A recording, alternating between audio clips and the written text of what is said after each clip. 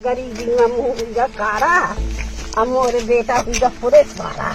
मुझे आज भी वो दिन याद है जब मेरी माँ के जो भावनाएं थी, उनके शब्द थे, ऐ गरीबी देख तेरा गुरूर टूट गया, तेरा मुंह काला हो गया, तू मेरी दहलीज पर बैठी रही और मेरा बेटा पुलिस वाला हो गया। आज भी मुझे याद है 3 अगस्त 2015 को मैंने कसम खाई कि जब तक पीएससी नहीं निकलेगी, मुझे लाल बत्ती वाली नौकरी नहीं मिलेगी, मैं दाढ़ी नहीं बनाऊंगा। मेरे परिवार में लगभग 150 का परिवार है। उसमें मेरे एक चाचा जी हैं, वो पोस्टमैन बन गए।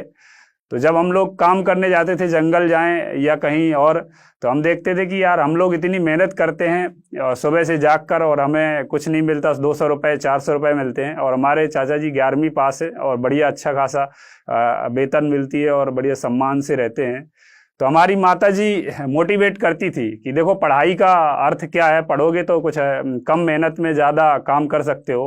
और मैं लोगों को बताता भी हूँ कि इन हाथों से गैंती, फावड़ा और सब्बल, हथौड़ा चलाने से बहुत आसान काम है एक छोटा सा पेन लेकर चलाना, और ज़मीन पर खुदाई करने से अच्छा है किताब पे कुछ कॉपी पे लिखना। तो मैं लोगों को बताता हूँ कि आप जो खासकर कहते हैं ना, जो अनपढ़ हैं, वो अगर अपने बच्चों को पढ़ाओगे तो परिवर्तन आएगा, और परिवर्तन ऐसा भी आएगा कि आप सोच भी नहीं सकते।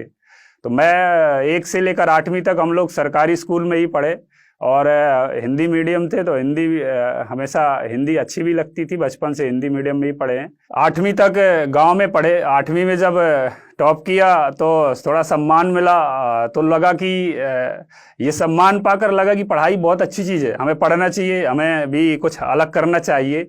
तो वो पढ़ाई से जो हमें हौसला अफजाई मिली, फिर 9वीं में प्रवेश चाहिए था, तो गाँव के आसपास कोई स्कूल भी नहीं था, अजयगढ़ तहसील लगती है, तो ऐसा लगा कि पास में उतनी अच्छी पढ़ाई नहीं होती।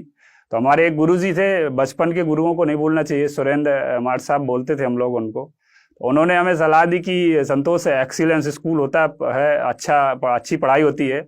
तो हमने, याद है मुझे, हमेशा मैं वहाँ पर फॉर्म भरने गए, हम लोग, लास्ट डेट थी, और हम लोगों को आजकल जब बस में ऊपर कोई बैठ के जाता है तो हम लोग रोकते हैं, उनको समझाते हैं, और कई बार हमारी पुलिस डांट फटकार भी देती है क्योंकि वो रिस्की रहता है। लेकिन मुझे जब वो दिन याद आता है कि हम खुद, पहाड़ी है पन्ना की, आप कभी यूट्यूब गूगल कहीं भी देखेंगे, बड़ी सुंदर पहाड़ी है, और बिल्कुल हिमाचल प्रदेश के जैसे इसमें यू टर्न लगभग 10 से 15 मोड़ हैं। तो उस पहाड़ी में भी हम लोग बस के ऊपर बैठकर फॉर्म भरने गए थे।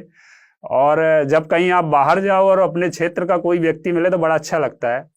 तो ऐसा कहीं भी हो, आप दिल्ली आओ, अगर मान लो गांव छोड़कर, तो यहाँ पे कोई मिलेगा तो बहुत अच्छा लगेगा। तो हमें हमारे वहाँ के एक बाबूजी मिले, तो उन्होंने, हमारा अंतिम डेट थी, रात को 8 बजे तक बैठकर उन्होंने फॉर्म भराया था।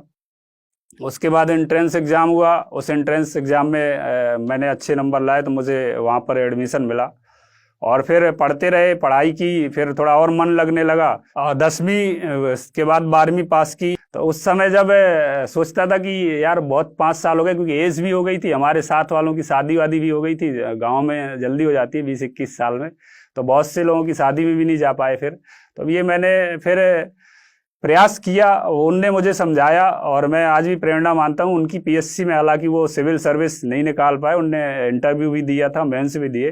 तब मुझे लगा कि यार मैं पढ़ने में तो होशियार था, पढ़ने ही है, क्यों नहीं कर सकता। आज भी मुझे याद है 3 अगस्त 2015 को मैंने कसम खाई कि जब तक पीएससी नहीं निकलेगी, मुझे लाल बत्ती वाली नौकरी नहीं मिलेगी, मैं दाढ़ी नहीं बनाऊंगा। रिजल्ट आया, और जुलाई महीना बारिश का होता है, रिमझिम बारिश हो रही थी। मैं पौधे लगवा रहे गया था, वहाँ प्लांटेशन लग रही थी, पौधे लगवा कर जब शाम को लौटा, पीएससी की एक स्ट्रेटजी है, इंटरव्यू समाप्त होने के 4 से 6 या 10 दिन के अंदर रिजल्ट घोषित कर देती है। तो ये संभावना तो रहती है कि आज भी रिजल्ट आ सकता है, कल भी आ सकता है, और शाम को ही रिजल्ट आता है ज़्यादातर। तो डेली शाम को घर लौटते थे, तो मोबाइल में छत पे खड़े होकर, वहाँ नेटवर्क भी नहीं मिलता था, तो छत में मोबाइल चलाना होता था, तो देखते थे कि आज रिजल्ट आएगा, आज आएगा।